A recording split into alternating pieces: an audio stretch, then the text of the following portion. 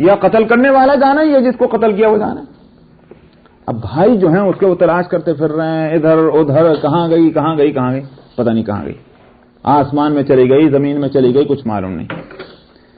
شیطان نے خواب میں بتلایا آ کر، ہر ایک بھائی کو ایک ہی رات میں خواب میں بتلایا ایک انسان ہے ایسی شکل کا اور وہ قتل کر رہا ہے ان کی بہن کو. صبح کو آنکھ کھلی تو تینوں بھائیوں نے ایک دوسرے سے کہا بھائی میں نے خواب دیکھا. بھائی کیا خواب دیکھا؟ ایسا خواب دیکھا. کہنے کہ یہ تو خواب میں نے بھی دیکھا. تیسرے نے کہا یہ خواب تو میں نے بھی دیکھا. انہوں نے کہا اچھا اب تلاش کرو اسے. جنگلوں میں تلاش کرتے کرتے کرتے کرتے وہ راستہ بھی ان کو نظر آ گیا کہ جو راستہ خواب میں نظر آیا تھا. جب قریب جانے لگے تو شیطان کھٹ سے وہاں پہنچا. اس نے کہا کہ وہ آ لیے تجھے گرفتار کرنے کے واسطے. انہوں نے کہا کہ میں کیا کروں؟ اس نے کہا کہ میں شیطان ہوں، یاد رکھ میں شیطان ہوں، میں نے ہی یہ سارا جال بچھایا، اب میں ہی بچا بھی سکتا ہوں، ارے مجھے بتا، مجھے سجدہ کر لے. اس نے شیطان کو سجدہ کیا. شیطان وہاں سے کہتا ہوا بھاگا کہ دور ہو جا، مجھے ان باتوں سے کیا تعلق، میں تو اللہ سے ڈرتا ہوں. علماء نے یہ واقعہ اس آیت کی تفسیر میں لکھا ہے. کمثل الشیطان اذ قال للانسان اکفر، مثال ہے شیطان کی کہ وہ انسان سے یوں کہتا ہے کہ کفر کر. فلما کفر، جب وہ کفر کرنے لگتا ہے، کفر کر لیتا ہے، تو شیطان کہتا ہے کہ انی بریء منکم، میں تم سے بے تعلق ہوں، میں تو اللہ سے ڈرتا ہوں جو رب العالمین ہے. تو حقیقت یہ ہے کہ انسان دوسروں کے راست کہنے پر جو چلتا ہے یہ دوسرے راضی نہیں ہو سکتے جس چیز پر شیطان راضی نہ ہو جائے، اور شیطان کفر سے پیچھے تو راضی ہونے والا ہے نہیں. کیا ہم لوگ دوسروں سے وہاں تک کمپرومائز کر سکتے ہیں تیار؟ اگر نہیں تو پھر اس راستے کی ابتدائی کرنے سے کیا فائدہ؟ تو یہ ہے حاصل. وَإِن تُطِعْ أَكْثَرَ مَنْ فِي الْأَرْضِ يُضِلُّوكَ عَنْ سَبِيلِ اللَّهِ، اگر آپ اطاعت کریں گے جو زمین میں ہیں تو ان اکثر آپ کو گمراہ کر دیں گے، اللہ کے راستے سے بھٹکا دیں گے. إِن يَتَّبِعُونَ إِلَّا الظَّنَّ وَإِنْ هُمْ إِلَّا يَخْرُصُونَ، یہ نہیں پیروی کرتے مگر گمان کی، خیال کی، اور یہ اسی خیال کے اندر بھٹکتے رہتے ہیں. یخرسون. ان ربک هو اعلم من یضل عن سبیلہ وهو اعلم بالمہتدین، بلا شبہ آپ کا رب وہی زیادہ جاننے والا ہے اس کا کہ جو اس کے راستے سے بھٹک چکا ہے، اور وہی جاننے والا ہے اس کا کہ جو ہدایت پانے والے ہیں. یعنی ہدایت اور گمراہی اللہ کے اختیار میں ہے. کس کو ہدایت ملنی ہے، کون گمراہی پر رہے گا، اللہ کو معلوم ہے. اس لیے اللہ کے اس بنائے ہوئے نظام کو آپ نہیں بدل سکتے. آپ کوئی نرمی اپنے رویے کے اندر نہ اختیار کریں. آپ پکی اور سچی دعوت دین کی دیتے چلے جائیں. جس کو قبول کرنا ہوگا وہ کرے گا، جس کو نہیں قبول کرنا ہوگا نہیں کرے گا. جیسا کہ سورہ کہف کے اندر بھی فرمایا گیا وَقُلِ الْحَقُّ مِن رَبِّكُمْ فَمَن شَاءَ فَلْيُؤْمِن وَمَن شَاءَ فَلْيَكْفُرْ. آپ کہہ دیجئے کہ حق تو آ چکا ہے اللہ کی طرف سے، اب جس کا دل چاہے اس کو قبول کر لے اور جس کا دل چاہے اس کو نہ قبول کرے. فَكُلُوا مِمَّا ذُكِرَ اسْمُ اللَّهِ عَلَيْهِ إِن كُنتُم بِآيَاتِهِ مُؤْمِنِينَ. فرمایا کہ پس کھائیے آپ ان چیزوں میں سے کہ جس پر اللہ کا نام لیا گیا ہے اگر تم اس کی آیتوں پر ایمان لانے والے ہوں. یہاں سے کیا جوڑ ہوا؟ جوڑ یہ ہوا اس آیت کا پچھلی آیتوں سے کہ ابھی آپ نے دیکھا کہ آیت نمبر 116 میں اللہ تعالیٰ نے نبی کریم صلی اللہ علیہ وسلم کو روکا ہے گمراہ لوگوں کی پیروی کرنے سے. وہ سارے معاملات کے اندر پیروی سے روکا ہے. اسی مناسبت سے خاص واقعے کے اندر ان کے طریقے کو اپنانے سے روکا جا رہا ہے. اور وہ ایک خاص واقعہ پہ بھی پیش آیا تھا. واقعہ کیا تھا؟ نبی کریم صلی اللہ علیہ وسلم سے اور مسلمانوں سے یوں کہا کافروں نے کہ تم لوگ بھی بڑے عجیب ہو، اپنی ماری کو تو حلال کہتے ہو، اللہ کی ماری کو حرام کہتے ہو. بات سمجھ میں آئی نہیں میری بات؟ یعنی خود اپنے ہاتھوں سے جو ذبح کر لو اسے تو کہتے ہو حلال، اور جو اللہ کے مارے خود مر جائے تو کہتے حرام. تو یہ کیا بات ہوئی؟ تمہارا مارنا اچھا ہے اللہ کے مارنے سے کیا؟ کیسا اعتراض تھا کہ جس کہتے نا اپنی ماری حلال اور دوسرے کی ماری حرام. تو یہ اعتراض کیا تھا. اس کو یہاں گویا اسی مناسبت سے کہ آپ ان کی بات نہ مانیں، یہ جو کہا گیا تھا تو تو اس کو دوسرے انداز میں فرما رہے ہیں کہ تو کھائیے آپ ان جانوروں کو، ان چیزوں کو، عام لفظ ہے مما لیکن مراد ہے جانور، کہ جن پر اللہ کا نام لیا گیا، اگر ہو تم اس کی آیتوں پر ایمان لانے والے۔ اور دوسری آیت بھی پڑھ دوں، پھر اس کے بعد میں اس پر کچھ تقریر کروں گا۔ وَمَا لَكُمْ أَلَّا تَأْكُلُوا مِمَّا ذُكِرَ اسْمُ اللَّهِ عَلَيْهِ، اور کیا ہو گیا تم کو کہ تم نہیں کھاتے تم ان چیزوں میں سے کہ جس پر اللہ کا نام لیا گیا، حالانکہ اس نے تفصیل سے بیان کر دیا تمہارے لیے ان جانوروں کو کہ جن کو تمہارے اوپر حرام قرار دیا ہے۔ نمبر ایک تو یہ کہ ماں، اگرچہ میں نے کہا کہ عام لفظ ہے، چیزوں کے لیے بھی بولا جاتا ہے، مگر میں جو جانور کا لفظ بول رہا ہوں وہ اسی واسطے بول رہا ہوں کہ قرآن شریف میں تفصیل کے ساتھ دیکھ لیجئے، جن جانوروں کو حرام قرار دیا انہی کی تو تفصیل آئی ہے۔ اس لیے اگر اس ماں کے معنی جانور ہیں تو پہلا ماں کا لفظ جو ہے اس سے مراد بھی جانور ہوں گے۔ سمجھ میں آ گئی نہیں بات؟ یہ میں خاص وجہ سے میں یہ تشریح کر رہا ہوں۔ تو وقت فسر لکم ما حرم علیکم الا ما اضطررتم الیہ، حالانکہ اس نے تفصیل بیان کر دی تمہارے لیے ان جانوروں کی کہ جو حرام کی ہے اس نے تمہارے اوپر، مگر ہاں اس شخص کے لیے کہ جو اس کے کھانے پر مجبور ہو گیا ہو۔ یہ پہلے آ چکا مسئلہ کہ جو مجبور ہو چکا، جان نکل رہی اس کی، اس کو اجازت دی گئی کہ لقمہ دو لقمہ اپنی جان بچانے کی حد تک کھا سکتا ہے، تو اس کے لیے تو کوئی چیز حرام نہیں، ورنہ جو حرام ہے اس کی تفصیل بیان کر دی گئی۔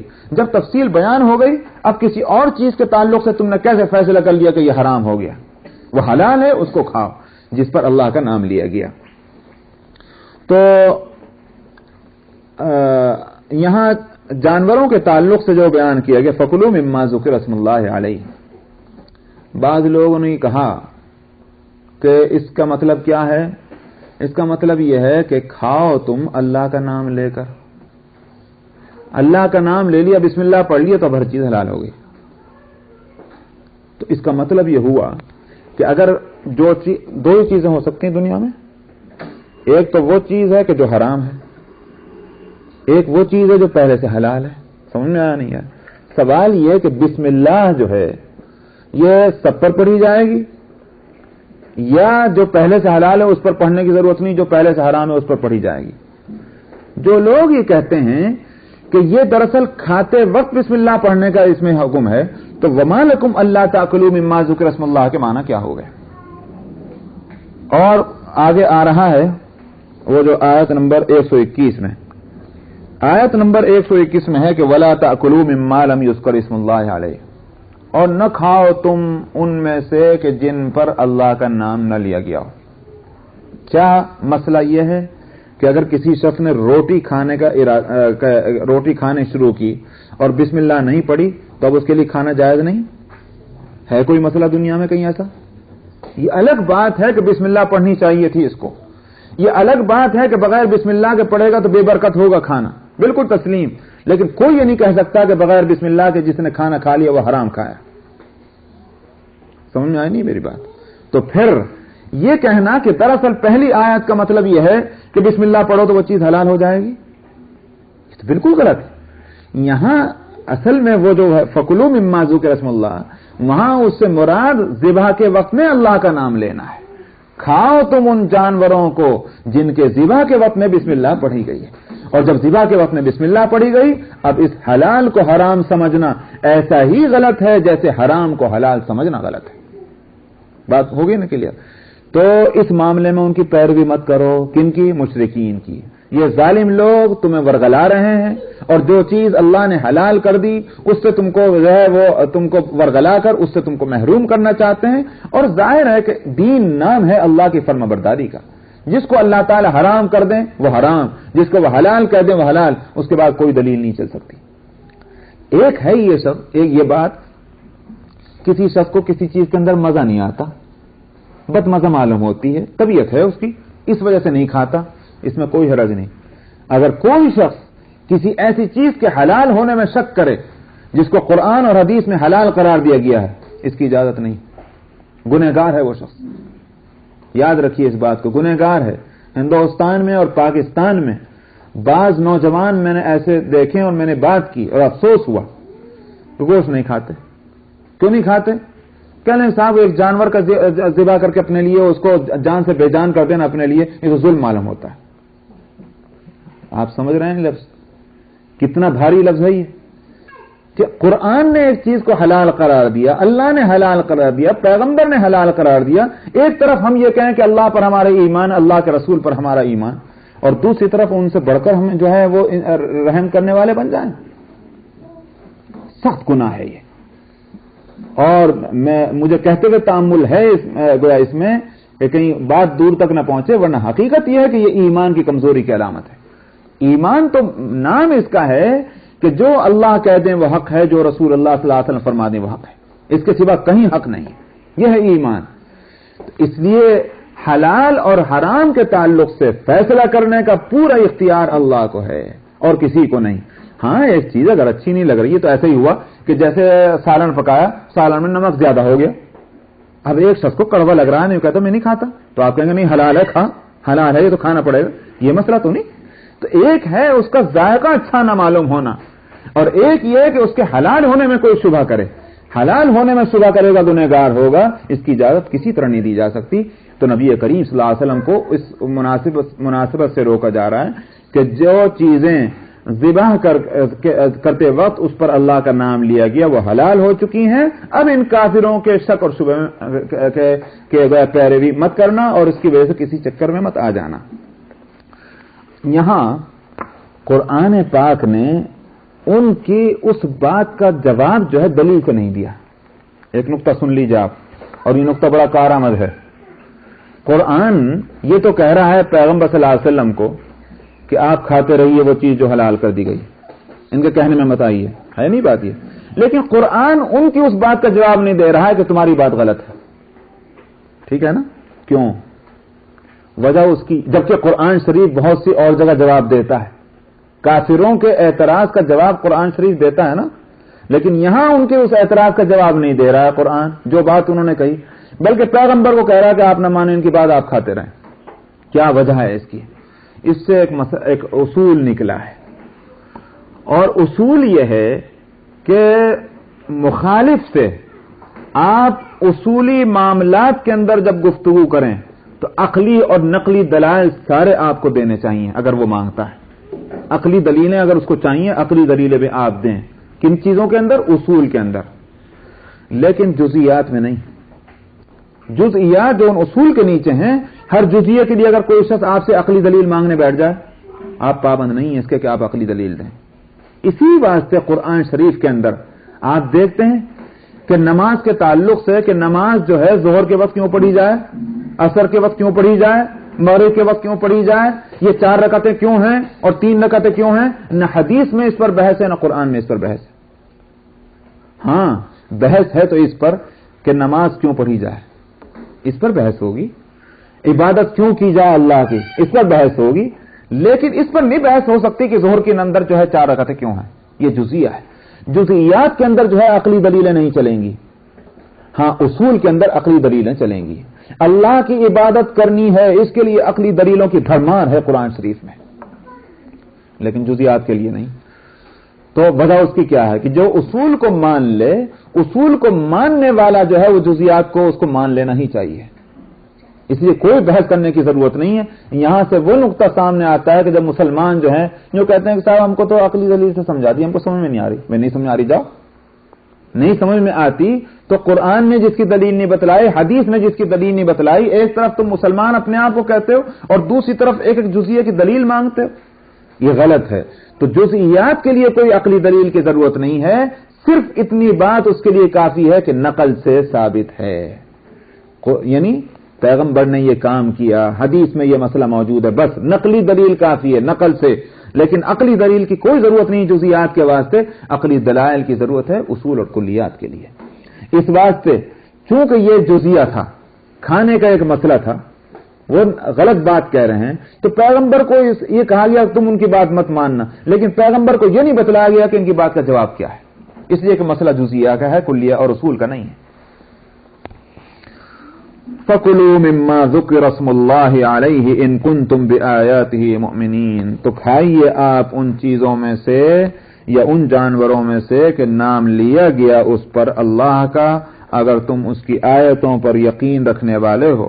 اور کیا ہو گیا تم کو کہ نہیں کھاتے تم ان جانوروں میں سے کہ ذکر کیا گیا اس پر اللہ کا نام، اور حالانکہ تفصیل بیان کر دی ہے اس نے تمہارے لیے ان جانوروں کی جو تم پر حرام کیا ہے، مگر وہ حالت کہ جس میں تم مجبور ہو جاؤ.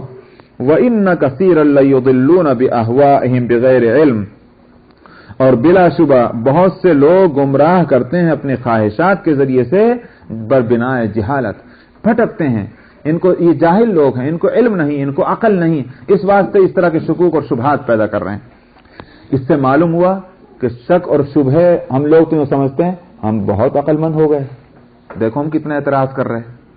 معلوم ہوا کہ شکوک اور شبہات جہالت کی پیداوار ہیں، عقل اور علم کی نہیں. اسی واسطے حضرات صحابہ رضی اللہ عنہم، پوری تاریخ نبی کریم صلی اللہ علیہ وسلم کی جو ہے اس میں حضرات صحابہ جن کی تعداد آپ کے وصال فرمانے کے وقت 1,00,000 سے زیادہ ہے. 1,00,000 سے زیادہ تعداد تو صحابہ کی حجۃ الوداع میں تھی نا. تو 1,00,000 سے زیادہ جو وہ حضرات کے جو نبی کریم صلی اللہ علیہ وسلم کے دست بابرکت جنہوں نے ہاتھ رکھ کر کے اسلام قبول کیا ہے، ان کی طرف سے چند سوالات ہیں جو حدیث کے اندر یا قرآن کے اندر موجود ہیں. بہت کم سوالات ہیں حضرات صحابہ کی طرف سے. سمجھتے ہیں کیوں؟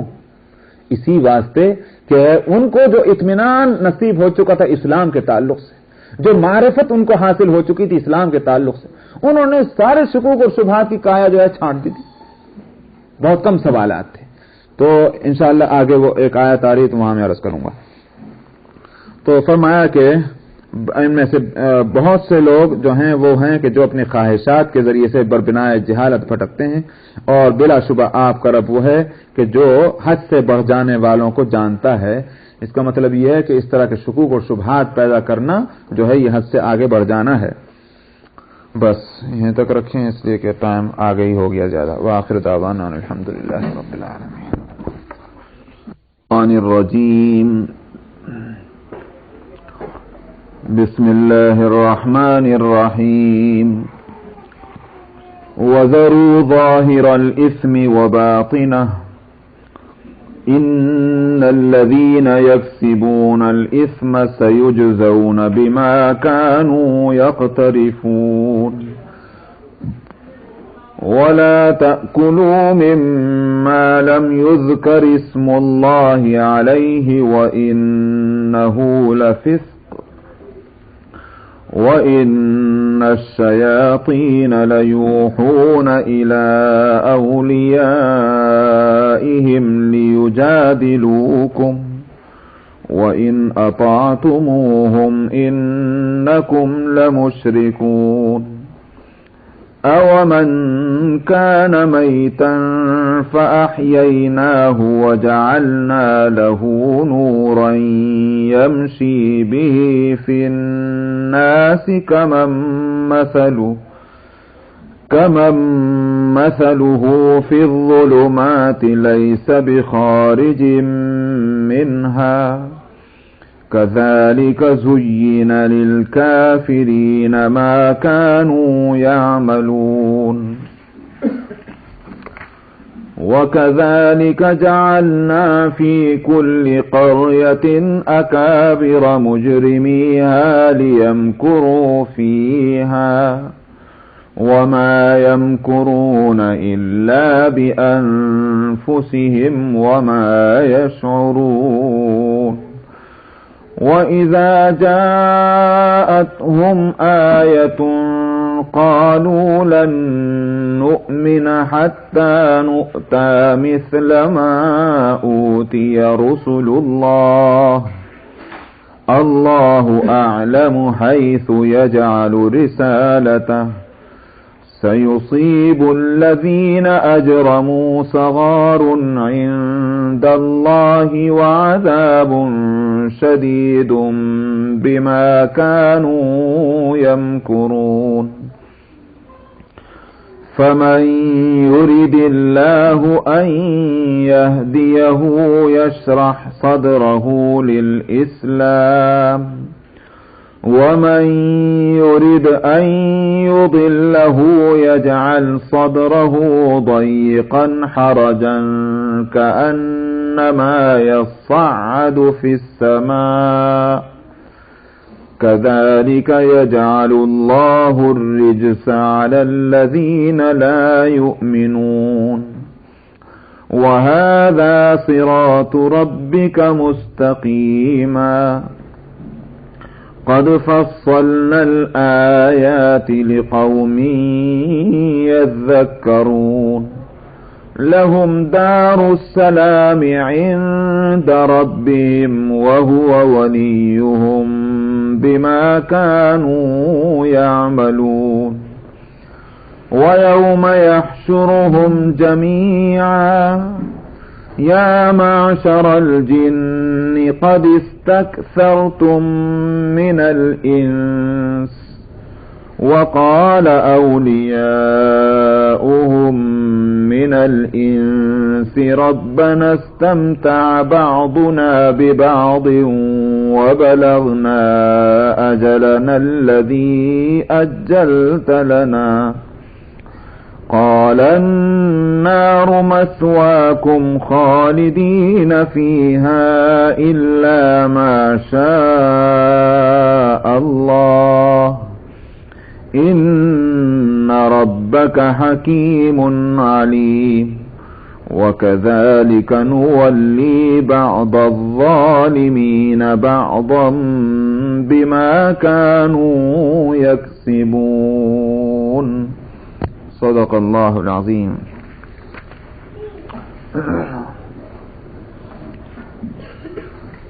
اس سے پہلے کی آیت میں فرمایا گیا کہ جن جانوروں پر اللہ کا نام لیا گیا ہے کیا ہو گیا کہ تم ان میں سے ان کو نہیں کھاتے. ذبح کے وقت میں اللہ کا نام لے لیا گیا اور اللہ کا نام لے کر ذبح کیا گیا تو اس کو کھانا چاہیے. اس کے کھانے میں کوئی تأمل کرنا اور اس کے حلال ہونے میں کوئی شک کرنا یہ غلط ہے، جبکہ حلال اور حرام کی تفصیل اللہ تعالی بیان فرما چکے ہیں. تو اگر حرام ہوتا تو اس کو بھی بتلاتے. یہاں فرما رہے ہیں کہ وَذَرُوا ظَاهِرَ الْإِثْمِ وَبَاطِنَهُ، اور چھوڑ دو تم گناہ کے ظاہر کو بھی اور اس کے باطن کو بھی. گناہ کا ایک تو ظاہر ہے اور ایک باطن ہے. کیا ظاہر تو یہ ہے کہ عمل کیا جائے اس گناہ پر، مثلا حلال تھا لیکن آدمی اس سے بچتا ہے اس حلال کے استعمال سے، یہ تو ہے ظاہری گناہ. اور باطنی گناہ یہ ہے کہ خیال بھی یہ ہو کہ یہ حلال نہیں ہے، سمجھے بھی یہی کہ یہ حلال نہیں ہے. تو یہ یقین کرنا کہ ایک چیز جو حلال ہے اس کے بارے میں یہ یقین کہ حلال نہیں، یہ اس کا باطن ہے. تو دونوں چیزوں سے بچو، یعنی باطنی طور پر بھی اور ظاہری طور پر بھی. نہ تو یوں سمجھو کہ یہ حلال نہیں ہے اور نہ تم اس سے اپنے آپ کو بچاؤ. تو میں نے پچھلے ہفتے کہا تھا کہ رکنے کے یہ معنی نہیں کہ چاہے تم کو مزیدار نہ معلوم ہو پھر بھی کھاؤ، بلکہ حاصل یہ ہے کہ یہ فیصلہ کر لینا کہ میں یہ چیز کبھی نہیں استعمال کروں گا. یہ غلط ہے. سمجھ میں آیا؟ ہاں کبھی استعمال کر لیا، کبھی نہیں کیا، کبھی دل نہیں چاہ رہا اگر استعمال کرنے کو تو کوئی اس میں گناہ نہیں ہے کہ آپ ضرور استعمال کریں، یہ چیز تو حلال ہے کیوں نہیں کرتے آپ. لیکن یہ فیصلہ کر لینا کہ فلانی چیز جو ہے میں کبھی بھی استعمال نہیں کروں گا جبکہ وہ حلال ہے، ایسا کرنا تو ظاہری گناہ ہے. اور یہ سمجھ لینا کہ یہ چیز حلال نہیں، یہ باطنی گناہ ہے. دونوں سے بچنے کو کہا گیا. ظاہری گناہ تو جیسا کہ نبی کریم صلی اللہ علیہ وسلم نے جو فیصلہ فرمایا تھا شہد کے تعلق سے کہ میں آئندہ شہد نہیں کھاؤں گا، شہد استعمال نہیں کروں گا، جیسا کہ روایت میں آتا ہے، تو اس سے روکا گیا. ایک چیز جو حلال کی گئی ہے آپ جب اپنے آپ کو اس سے روک لیں گے امت کے لوگ کیا سمجھیں گے؟ امت کے لوگ تو کبھی بھی استعمال نہیں کرنے کے، اس لیے کہ اللہ کے رسول نے نہیں کیا، حالانکہ اللہ نے اس کو حلال قرار دیا. بے شک نبی کریم صلی اللہ علیہ وسلم اس کے حلال ہونے میں شبہ نہیں کر رہے تھے، بلکہ ایک وجہ سے آپ نے اس کو اپنے اوپر پابندی لگانی چاہی تھی. اور وجہ کیا تھی؟ کہا یہ گیا تھا کہ آپ کے منہ سے جو ہے وہ فلانی چیز کی بو آ رہی، आपने फरमाया कि मैं तो वो क्या नाम है शहद खाया और तो मैंने कुछ नहीं खाया। तो ये कहा गया कि हो सकता है कि फिर वो मक्खी जिसने शहद बनाया है वो गलत किस्म का रस ले आई हो और बदबूदार रस हो तो शहद में बदबू आ गई हो। तो आपने फरमाया कि हो सकता है, लेकिन मैं इस सूरत में फिर शहद नहीं खाऊंगा इसलिए कि आपको बदबू नापसंद थी। तो आपने हर किस्म के शहद से अपने आप को रोकने का फैसला फरमाया था। तो गरज जो है वो गलत नहीं थी, बदबू से अपने आप को बचाना था दरअसल। लेकिन अल्लाह सुब्हानहू व तआला जो आलिमुल गैब व शहादा और हकीम मुतलक है, अल्लाह ताला ने फरमाया कि तुम उस चीज को क्यों अपने ऊपर हराम कर रहे हो। लिमा तुहर्रिमु मा अहल्लल्लाहु लक, ए पैगंबर आप उस चीज को क्यों हराम कर रहे हैं जिस चीज को अल्लाह ने हलाल करार दिया। तो हालांकि आप हराम नहीं कर रहे थे, मगर जाहिरी तौर पर अपने आप को उससे रोक रहे थे कि मैं आइंदा इस्तेमाल नहीं करूंगा। तो इस तरह से अपने आप को फैसला करके किसी चीज से रोकना जो चीज हलाल है वो भी गलत, और ये समझना उसके बारे में कि ये हलाल नहीं ये भी गलत। दोनों चीजों से यहां रोका जा रहा है। और बचो तुम गुनाह के जाहिर से भी और उसके बातिन से भी। इन्नल्लज़ीना यक्सिबून अल-इस्मा सयुज्ज़ौना मा कानू यक्तरिफून, जो लोग गुनाह को कमाते हैं उनको उनकी हरकतों की जजा और बदला जरूर अनकरीब मिलेगा। सयुज्ज़ौना, अनकरीब बदला दिया जाएगा उनको उन बातों का जो कुछ ये हरकतें किया करते थे। वला ताकुलू मिम्मा लम युज़कर इस्मुल्लाहि अलैहि, वहां एक पहलू तो आ चुका है। याद होगा कि एतराज ये किया गया था कि मुसलमान जो हैं अपनी मारी को हलाल कहते हैं, अल्लाह की मारी को हराम कहते हैं। समझ में यही एतराज था। तो उसका एक पहलू तो आ गया कि मुसलमान अल्लाह के हुक्म से अल्लाह का नाम लेकर हलाल कर रहे हैं, अब ये हलाल हो चुका। लेकिन दूसरा पहलू कि अल्लाह का मारी जो है वो हराम क्यों है, उसके बारे में फरमा रहे हैं कि उस पर अल्लाह का नाम लेकर नहीं लिया गया। इस बात से जो अल्लाह का नाम लेकर के जो यूं कहिए जिस पर अल्लाह का नाम नहीं लिया गया, चाहे वो अपनी मौत मरा हो या किसी आदमी ने उसको मारा हो, वो हराम ही है। तो बाज लोग कहा करते हैं कि साहब जानदार चीज को अपने मजे के वास्ते बेजान करना ये बड़ा जुल्म है। तो हकीकत ये है कि ये अल्फाज बड़े खूबसूरत हैं, लेकिन इनके पीछे अगर झांक कर देखा जाए तो बहुत बड़ी गुमराही है। एक गुमराही इस एतबार से कि अल्लाह ताला ने एक चीज को हलाल किया हमारे लिए, एक तरीके को हलाल किया, तो अल्लाह मियां जो है उनको दर्द नहीं था इसका, अल्लाह मियां को रहम नहीं आया था इस जानदार के ऊपर, वो तो हो गए बेरहम और हम हो गए बड़े रहम वाले कि हमें रहम आ रहा उस जानदार के ऊपर। दूसरी बात यह है कि दुनिया में अब कौन सी वो चीज है कि जिसको हम इस्तेमाल करते हैं और उसके बारे में फैसला किया जाएगा उसके अंदर जान नहीं। जो घास फूस हम खाते हैं, जो सब्जियां और तरकारियां हम खाते हैं, जो दरख्तों से फल तोड़ तोड़ कर हमारे खाने में के लिए लाए जाते हैं, क्या उनमें जान नहीं है? उनमें भी जान है। आज साइंस ने तो इस मसले को बिल्कुल ही वाज़ेह कर दिया कि ये इन सब चीजों के अंदर हयात है। कुरान शरीफ तो 14 सदी पहले कह चुका है, वइन मिन शैइन इल्ला युसब्बिहु बिहम्दिही वलाकिन ला तफ़क़हून तस्बीहहुम। दुनिया में कोई चीज ऐसी नहीं जो अपने रब की तस्बीह ना करती हो, लेकिन तुम उसकी तस्बीह को नहीं समझते। तो तस्बीह पढ़ना ये तो हयात की दलील है। समझ में आया? मुर्दा चीज कहां से तस्बीह पढ़ेगी? तो हर चीज तस्बीह पढ़ती है अपने रब की। इसके माना यह है कि हर चीज के अंदर हयात है। कुरान ने तो पहले ऐलान किया था और आज साइंस ने इसको जो है तस्लीम कर लिया कि हर चीज में जिंदगी है। हाँ, हयात का फर्क है, यह आसार हयात का फर्क है। यूं समझिए आप, जिस तरह से जानवर भी जिंदा है, इंसान भी जिंदा है, लेकिन उनको शरीयत नहीं दी गई, हमको शरीयत दी गई। क्यों? इस वास्ते कि आसार हयात जो है वो दोनों जगह मुख्तलिफ हैं। आसार हयात के माना यह है कि उनके जिंदगी के जिंदा तो वो भी हैं, लेकिन उनकी जिंदगी में हमारी जिंदगी में फर्क क्या है? वो ये कि उनमें वो समझ नहीं है, वो अकल नहीं है कि जिसकी बुनियाद पर वो शरीयत का तहम्मुल कर सकते हैं, शरीयत का बोझ उठा सकते, शरीयत की बारीकियों को वो समझ सकते। ये सलाहियत अल्लाह ताला ने इस जिंदा को दी गई जिसका नाम है इंसान, तो इसलिए उसको शरीयत का हामिल करार दिया गया। अगर जिंदगी का ये फर्क है तो ठीक इसी तरह ये फर्क और चीजों में भी है। पत्थर भी जिंदा हैं, उनमें भी हयात है, लेकिन बहुत कमजोर दर्जे की हयात है। वो हमको चलते फिरते नजर नहीं आते, देखते और सुनते नजर नहीं आते, लेकिन अगर हमको नजर ना आए तो इससे ये फैसला कर लेना कि पत्थर तो मुर्दा है, ये गलत है। पत्थरों में भी हयात है, दरख्तों में भी हयात है, जानवरों में भी जिंदगी है, इंसानों में भी जिंदगी है। कोई चीज कायनात की ऐसी नहीं कि जिनके अंदर हयात न हो, लेकिन हयात का फर्क है।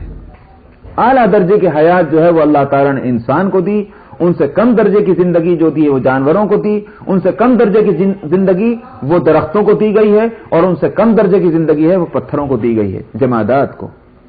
तो जिंदगी सब में है। इसी वास्ते तो नबात को नबात क्यों कहते हैं? वो उगती है। मुर्दा चीज तो अपनी एक हालत पर रहेगी, न वो बढ़ेगी न घटेगी, घट तो सकती है लेकिन बढ़ नहीं सकती। लेकिन दरख्त जो बढ़ रहे हैं, अगर इनके अंदर जिंदगी न होती तो ये बढ़ते कैसे? एक इंसान का बच्चा मां के पेट से जब पैदा होता है तो 10 साल के बाद आप उसको देखते हैं, वो इतना का उतना ही थोड़ी नजर आता है। बढ़ता है कि नहीं बढ़ता? अगर ये जिंदा ना होता तो कहां से बढ़ता? जो बच्चा मर चुका होता है, आप उसको किसी भी जगह ले जाकर रख दीजिए, जिसके बदन से जान निकल जाती है वो कतन नहीं बढ़ेगा।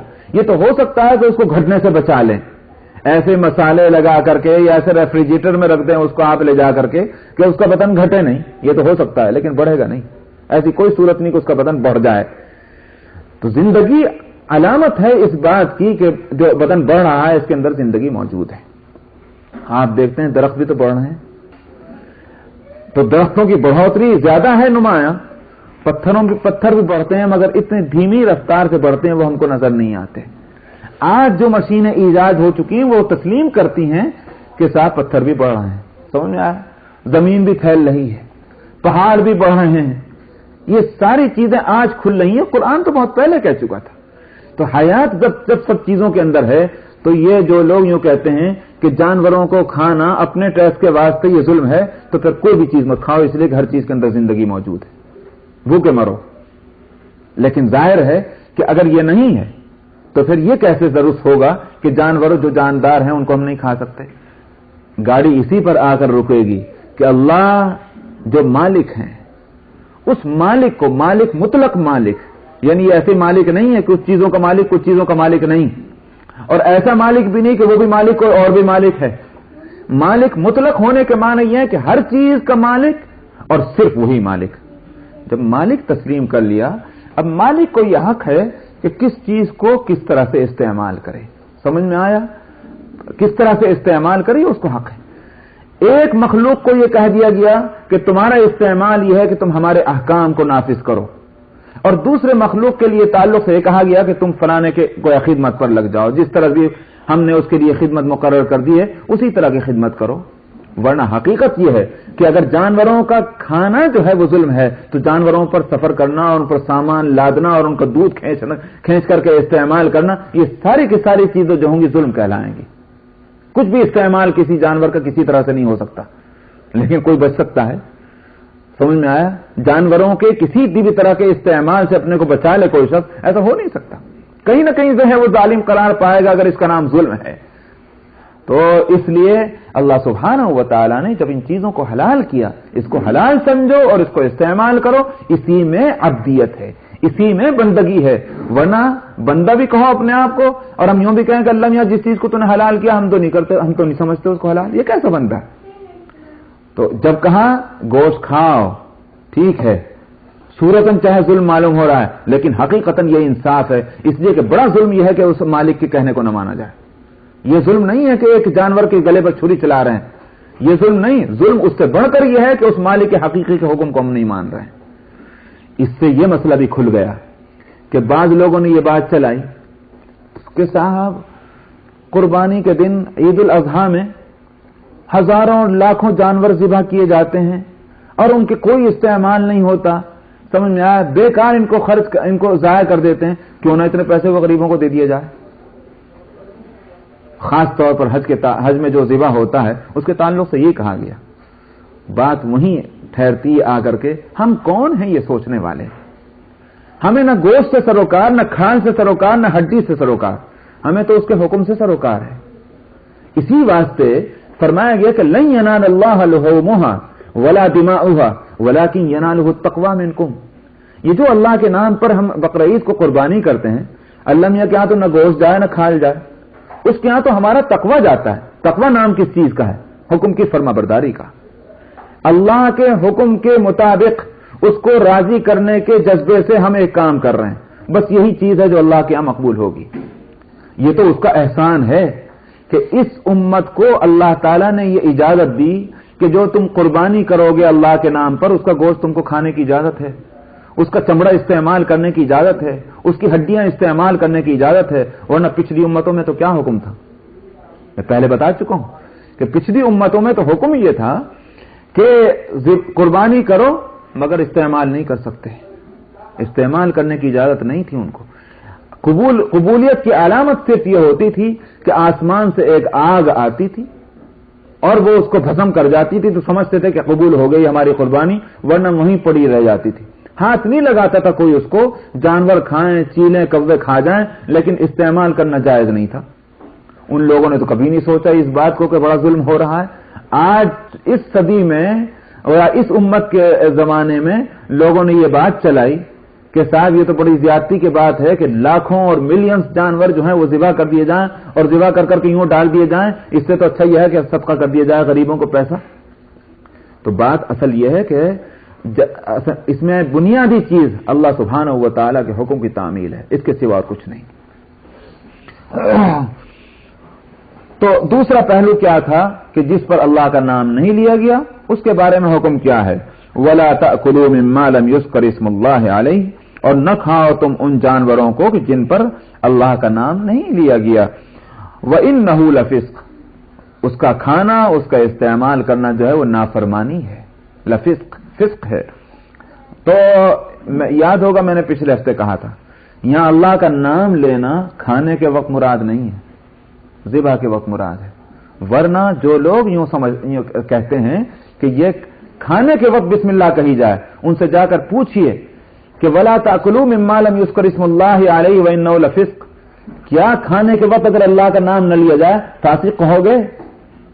کوئی بھی فاسق نہیں کہے گا. اگر اس آیت کے معنی یہ ہیں کہ ذبح کے وقت اللہ کا نام نہیں لیا گیا تو وہ فسق ہے، تو وہی تو ہم بھی کہہ رہے ہیں کہ اللہ کا نام لینا چاہیے ذبح کے وقت میں. ارادتاً جب اللہ کا نام نہیں لیا گیا تو وہ جانور جو ہے حلال نہیں. امام ابو حنیفہ یہی تو کہتے ہیں. حقیقت یہ ہے کہ حنفیہ کی دلیل بہت مضبوط ہے جانوروں کے ذبح کے تعلق سے کہ جس جانور کو ذبح کرتے وقت اللہ کا نام ارادتاً چھوڑ دیا گیا وہ جانور حلال نہیں. حنفیہ یہ کہتے ہیں، بہت مضبوط دلیل ہے قرآن پاک کی اس آیت کے مطابق. وہ کہتے ہیں ہاں بھول کر کے اگر چھوڑ دیا تو چونکہ بھولنا جو ہے وہ انسان کی ایک کمزوری ہے اور انسان کے اختیار کو اس میں دخل نہیں، اس کو معذور سمجھا گیا. جیسا کہ حضرت عبداللہ ابن عباس رضی اللہ عنہ کا کہنا ہے کہ الناسی کالذاکر، کہ بھولنے والا ایسا ہے جیسے یاد رکھنے والا. تو چونکہ یہ بیچارہ معذور ہے، بھول گیا، تو بھول چوک تو اللہ کے یہاں معاف ہے، نہ صرف اس جگہ بلکہ ہر جگہ. ایک شخص نے رمضان کے روزے میں یا کسی بھی روزے میں بھول کر کھا لیا تو چاہے پیٹ بھر کے بھی کھا جائے روزے میں کوئی فرق نہیں پڑے گا. کیوں؟ اس لیے کہ یہ کہا جائے گا کہ بھول کر کھایا معذور ہے. ہاں جان کر کے اگر ایک دانہ بھی پیٹ کے اندر چلا گیا روزہ ٹوٹ جائے گا. یاد ہے کہ میرا روزہ ہے اور منہ میں کلی کر رہا تھا، کلی کرتے کرتے پانی پیٹ میں چلا گیا، یاد ہے کہ میں روزے سے ہوں، کیا مسئلہ ہے؟ مسئلہ یہ کہ روزہ ٹوٹ گیا. لیکن اگر بھول کر کے کہ اس کو یاد نہیں رہا کہ میں روزے سے ہوں، پیٹ بھر کے بھی کھانا کھا لے گا تو بھی اس کا روزہ نہیں ٹوٹے گا. تو تمام مسائل کے اندر یہی صورت ہے کہ بھول چوک جو ہے وہ معاف ہے. اور اگر نماز کے اندر بھی یہی ہے، نماز میں بھول ہو گئی انسان سے، اگر نمازی کے اندر یاد آ گیا تو بے شک اس کی تلافی کرے گا. کیسے تلافی بتلا دی گئی؟ سجدہ سہو کر لو اگر واجب چھوٹ گیا. لیکن اگر نماز پوری پڑھ گیا اور اس بھول اس کو یاد ہی نہیں آئی کہ مجھ سے کوئی بھول ہوئی، مثلا کوئی شخص 4 رکعت کی نماز کی بجائے 3 رکعت پڑھ گیا بھول سے، بالکل اس کو یاد نہیں آیا، نماز ختم، وقت بھی ختم. اب اگر کسی وقت نہیں بھی یاد آتا اس کو، ساری عمر اس کی گزر جائے، نماز اس کی ہو چکی ہے. اگرچہ اس نے 3 رکعت پڑھی، نماز اس کی ہو چکی زندگی بھر بھی اگر اس کو یاد نہیں آئے، اس لیے کہ اس سے بھول ہوئی ہے اور بھولنے والے سے کوئی مواخذہ اللہ کے یہاں نہیں ہوگا. تو بھول سے اگر اللہ کا نام نہیں لے تو حنفیہ کے نزدیک بھی حلال ہے. فرمایا کہ وَإِنَّ الشَّيَاطِينَ لَيُوحُونَ إِلَىٰ أَوْلِيَائِهِمْ لِيُجَادِلُوكُمْ وَإِنْ أَطَعْتُمُوهُمْ إِنَّكُمْ لَمُشْرِكُونَ. فرمایا کہ یہ شیطان ہیں جو دلوں میں ڈالتے ہیں اپنے دوستوں کے یہ باتیں. یوحون وحی، اس لیے میں وحی ترجمہ نہیں کر رہا ہوں بلکہ اس کے لغوی ترجمہ کر رہا ہوں کہ یہ دلوں میں ڈالتے ہیں. وحی کہتے ہیں مخفی ذریعے سے ایک خبر کو دوسری جگہ پہنچا دینا، تو لہذا دلوں میں ڈالا جاتا ہے، وہ بھی مخفی ذریعہ ہے. دلوں میں ڈالتے ہیں یہ شیاطین اپنے دوستوں کے تاکہ یہ تم سے آ کر جھگڑیں. یہ غلط قسم کے خیالات جو پیدا ہوتے ہیں یہ سمجھ لینا چاہیے کہ یہ شیطان ڈال رہا ہے، اور پھر وہ آ کر کے تم سے جھگڑتے ہیں. تم سے جھگڑتے ہیں حضرات صحابہ سے، اس وقت کے مسلمانوں سے، اس وقت کے نبی سے جھگڑتے تھے. آج آپ دیکھتے ہیں پکے سچے مسلمانوں سے آ کر جھگڑتے ہیں، اہل علم سے جھگڑتے ہیں. کون لوگ؟ کہ جن کے دلوں میں شیطان نے وہ وسوسے ڈالے ہیں کہ صاحب یہ بات کیوں ہے، یہ بات کیوں ہے. تو فرمایا کہ یہ شیطان ہے. وَإِنْ أَطَعْتُمُوهُمْ، اگر تم نے ان کی فرما برداری کر لی تو پھر تم بھی مشرک ہو گئے. تو ان باتوں کے اندر اسلام کے تعلق سے شکوک اور شبہات پیدا کرنا اور ان کی باتوں کو مانتے ہوئے کہنا کہ ہاں ٹھیک تو کہہ رہے، واقعی اسلام کا مسئلہ سمجھ میں نہیں آتا، یہ ٹھیک ہی تو کہہ رہے ہیں. فرمایا کہ مشرک ہو جاؤ گے تم اگر ایسا کرو گے.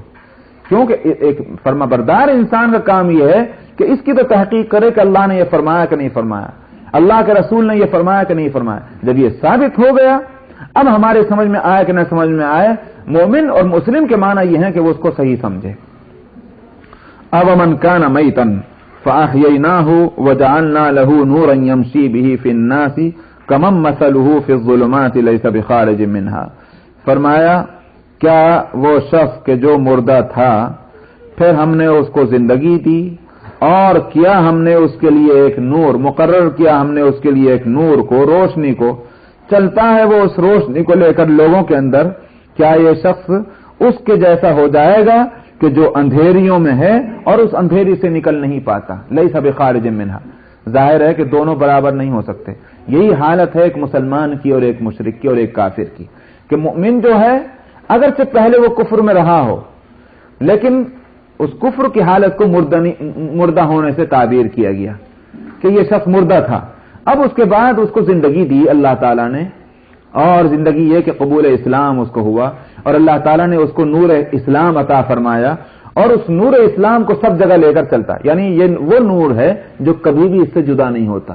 یا پھر یوں کہیے کہ اس کے معنی کیا ہو گئے، ایک مسلمان کا اسلام مسجد کے اندر نہیں ہے کہ مسجد میں آیا تو مسلمان، مسجد سے باہر آیا تو ایک کیا نام اب مسلمان نہیں. یہ نہیں، مسلمان کے مسلمان ہونے کے معنی یہ ہیں کہ وہ مسجد میں بھی مسلمان، بزنس پہ بھی مسلمان، اور جہاں وہ جاب کرتا ہے وہاں بھی مسلمان، ہر جگہ وہ مسلمان ہے. یہ نور اسلام جو اللہ تعالیٰ نے دیا ہے یہ ہر جگہ اس کے ساتھ رہے گا. تو دوسرے مذاہب کے اندر کیا تصور ہے؟ دوسرے مذاہب کے اندر تصور یہ ہے کہ بھائی چرچ اور اسٹیٹ دونوں الگ الگ ہیں. کیا مطلب ہوا اس کا؟ مطلب یہ ہوا کہ چرچ میں جاؤ تو مذہب وہاں رکھو اور چرچ سے باہر نکلو تو وہاں مذہب کی کوئی ضرورت نہیں، آزاد ہو. فرمایا کہ ایسا نہیں ہے. یمشی بہی فی الناس، لوگوں کے اندر وہ اس نور اسلام کو لے کر چلتا ہے. یعنی ہر حالت میں نور اس کے ساتھ ہے، ہر حالت میں مذہب اس کے ساتھ ہے. یہ نہیں کہ مسجد کے اندر مذہب ہے اور مسجد سے باہر مذہب نہیں. ہر جگہ فرما برداری اللہ کی کرنی ہے. نماز پڑھتا ہے یہ بھی فرما برداری، روزہ رکھتا ہے یہ بھی فرما برداری، خرید و فروخت کرتا ہے یہ بھی فرما برداری، بیوی بچوں کے اندر رہتا ہے یہ بھی فرما برداری. یہ ساری اللہ کی فرما برداریاں ہیں، اس لیے وہ اسلام ہے. كَذَلِكَ زُيِّنَ لِلْكَافِرِينَ مَا كَانُوا يَعْمَلُونَ، اسی طرح کافروں کے لیے خوشنما بنا دیا گیا ہے، وہ بنا دی گئی ہیں وہ چیزیں جو کچھ یہ کرتے ہیں. کیا ہوتا ہے؟ کافر یہ سمجھتا ہے کہ میرا طریقہ بالکل درست، بالکل اطمینان ہے. فرمایا کہ یہ بھی ہماری طرف سے ہے تاکہ کافر جو ہے اس کفر کے اندر بڑھتا چلا جائے، آخر کار یہ سزا کا مستحق ہو جائے. اس سے ایک مسئلہ یہ نکلا کہ جو لوگ غلط طریقے پر ہیں اور پھر ان کو اطمینان ہے اس بات پر کہ ہم صحیح ہیں، تو ان کی طرف سے خطرہ محسوس کرنا چاہیے کہ اللہ کا عذاب ہے ان کے اوپر کہ غلط راستے پر ہونے کے باوجود اپنے کو صحیح سمجھ رہے ہیں. ایسے لوگوں سے دور رہنا چاہیے. اور اگر ایک شخص وہ ہے کہ غلط سمجھ رہا ہے، غلطی کر رہا ہے مگر ساتھ میں یہ بھی سمجھتا ہے کہ غلطی ہے، اس سے کوئی خطرہ نہیں، اس لیے کہ یہ کم سے کم فہم اور سمجھ کے اعتبار سے تو صحیح ہے، عمل کے اعتبار سے غلط ہے. وَكَذَلِكَ جَعَلْنَا فِي كُلِّ قَرْيَةٍ أَكَابِرَ مُجْرِمِيهَا لِيَمْكُرُوا فِيهَا، वमा यमकुरून इल्ला बिअनफुसिहिम वमा यशऊरून। फरमाया कि इसी तरह हमने कर दिया है हर बस्ती के अंदर बड़े लोग, क्या उस बस्ती के मुजरिम। तमाशा यह है, हर नबी के मुकाबले पर कौन खड़े हुए हैं? उस बस्ती के जो लीडर हैं, उस बस्ती के जो इज्जत वाले लोग कहलाए जाते हैं, सरमाएदार लोग हैं, वही दुश्मनी कर रहे हैं नबी के साथ और उसके तरीके के मुखालिफ हैं। नबी के रास्ते पर चलने वाले कौन है? अक्सरियत किन की? जो गरीब गुरबा हैं। ये है। चुनाचे हिरकल के दरबार में जब नबी करीम सल्लल्लाहु अलैहि वसल्लम का मकतूब ग्रामी पहुंचा तो हिरकल ने उस खत को पढ़वाने के बाद उसने हुक्म दिया कि भाई कोई अगर मक्के से, जहां से ये मदीना और हिजाज से जहां से ये खत आया, उधर के कुछ लोग अगर यहां आए हुए हों तो उनको पकड़कर लाओ ताकि हम तहकीक करें कि भाई किसका खत है। तो तलाश किया गया तो अबू सुफियान का काफिला तिजारती वहां पहुंचा हुआ था। उस वक्त तक अबू सुफियान मुसलमान नहीं हुए थे, वो तो फतेह मक्का में मुसलमान हुए और ये खत लिखे गए सन 6 हिजरी में। तो अबू सुफियान अपने साथियों के साथ पहुंचे तलब पर हिरकल के दरबार में। हिरकल ने कुछ सवालात किए नबी करीम सल्लल्लाहु अलैहि वसल्लम के ताल्लुक से। उसमें से एक सवाल उसने ये भी किया कि ये बतलाओ कि उनके मानने वाले जो हैं, उनके पैरोकार, फॉलोवर्स,